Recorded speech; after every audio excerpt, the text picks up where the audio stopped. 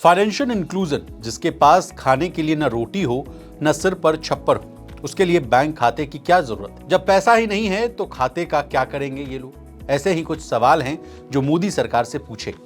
जब 28 अगस्त 2014 को यानी 11 साल पहले जब सरकार ने पीएमजेडीवाई यानी प्रधानमंत्री जन धन योजना की शुरुआत, आज 11 साल के बाद क्या रही इस योजना की उपलब्धियां और कैसे सिर्फ इस स्कीम ने पूरे ग्रामीण भारत को सरकार से सीधे जोड़ने का काम किया।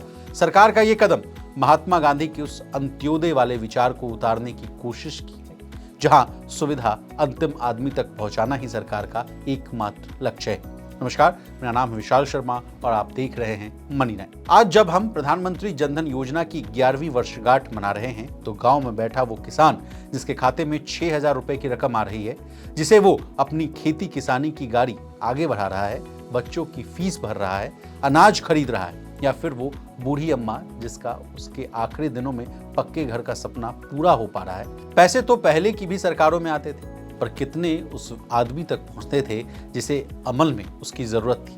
पूर्व प्रधानमंत्री राजीव गांधी ने इस पर कहा था कि हम अगर 1 रुपया दिल्ली से भेजते हैं तो उसमें से केवल 15 पैसे ही गरीब तक पहुंचते हैं, बाकी 85 पैसे बीच में ही खर्च हो जाते हैं। मोदी सरकार इसी प्रॉब्लम का सॉल्यूशन लेकर आई, जिसे प्रधानमंत्री नरेंद्र मोदी ने लाल किले से मेरा खाता भाग्य विधाता कहा था। यही था प्रधानमंत्री जन धन योजना। जन धन योजना ने गरीबों और हाशिए पर खड़े लोगों को पहली बार एहसास दिलाया कि वो भी इस देश की अर्थव्यवस्था का हिस्सा है। सोचिए, जहां पहले खाता खुलवाने के लिए हजारों चक्कर और बड़े बड़े पेपर वर्क्स करने पड़ते थे, वहीं अब एक गरीब किसान, दिहाड़ी मजदूर, रेहड़ी पटरी वाला, यहाँ तक कि घर में रहने वाली एक घरेलू महिला जो एक छोटे से छोटे काम के लिए भी अपने घर के मर्दों पर निर्भर थी, आज उसके पास भी अपना जीरो बैलेंस अकाउंट है। इसके साथ ही उनको मिला रुपे कार्ड, 2 लाख रुपए का बीमा और साथ ही जरूरत पड़ने पर 10,000 रुपए तक का ओवरड्राफ्ट की सुविधा। कमाल की बात यह है कि 2014 से 2017 के बीच भारत में बैंक अकाउंट खुलवाने की रफ्तार 26% तक बढ़ गई, जो वर्ल्ड एवरेज से 4 गुना ज्यादा थी। यानी पूरी दुनिया ये देख रही थी कि भारत ने फाइनेंशियल इंक्लूजन में क्या करिश्मा कर दिखाया। और आज जब 2025 में इस योजना के 11 साल पूरे हो चुके हैं और इन 11 सालों में 56 करोड़ से ज्यादा जनधन खाते खुल चुके हैं, जिनमें से करीब 67% यानी 67% खाते गांवों और छोटे छोटे कस्बों में रहने वाले लोगों के हैं। और इसमें सबसे बड़ी बात यह है कि इन खातों में से 55% यानी 31 करोड़ खाते महिलाओं के नाम पर। यानी अब गांव की औरतों के पास एक बड़ा गुल्लक है और वो है उनका अपना बैंक खाता, और वो भी अब इस चौथी सबसे बड़ी इकोनॉमी की एक फाइनेंशियल हिस्सा। ये योजना सिर्फ बैंक अकाउंट तक ही सीमित नहीं रही, बल्कि बीमा, पेंशन और बाकी सारे सरकारी सुविधाओं को डीबीटी यानी डायरेक्ट टू बेनिफिट ट्रांसफर से भी जोड़ा गया। अब जरा डीबीटी की ही बात कर लेते हैं। तो इससे पहले जब सरकार किसानों या मजदूरों के लिए किसी स्कीम का पैसा देती थी, तो पहले बिचौलिए उस पैसे में सेंध मार लिया करते थे, लेकिन जनधन खातों की वजह से अब पैसा सीधे लाभार्थी के खाते में जाता है। इसे कहते हैं डीबीटी यानी डायरेक्ट बेनिफिट ट्रांसफर।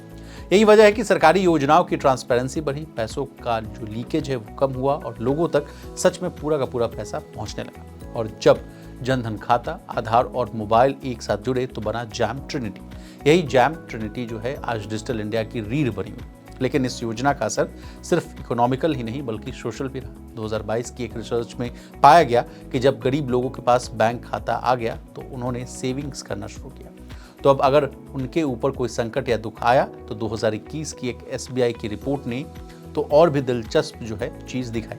जहां ज्यादा जनधन खाते खुले वहां क्राइम रेट कम हुआ और शराब, तंबाकू जैसी चीजों की खपत भी घटी। अब आज के समय लगभग हर किसी के पास बैंक खाता है, लेकिन लोग इन खातों का रेगुलर यूज नहीं कर रहे। रिजर्व बैंक का फाइनेंशियल इंक्लूजन इंडेक्स के मुताबिक 2024 में हम इस इंडेक्स में 67 पॉइंट्स पर पहुंच गए हैं और भारत लगातार फाइनेंशियल इंक्लूजन के फ्रंट पर तेजी से आगे बढ़ रहा है। तो 11 साल बाद जनधन की कहानी सिर्फ कागज पर ही नहीं बल्कि इसने जमीन पर भी असर दिखाया है। और जनधन योजना का मकसद केवल बैंक अकाउंट खोलना भर नहीं है, बल्कि गरीबों और वंचितों को भारत की फाइनेंशियल ग्रोथ स्टोरी का हिस्सा बनाना था। मोदी सरकार का ये कदम, जिसने सबको मुख्य धारा से जोड़ने का काम किया है। आपको हमारी ये जनधन खाते से जुड़ी स्टोरी कैसे लगी, कमेंट करके जरूर बताइएगा। इसी तरह देश, दुनिया और बिजनेस जगत से जुड़ी तमाम ताजा तरीन खबरों के लिए बने रहिए हमारे साथ और देखते रहिए मनी।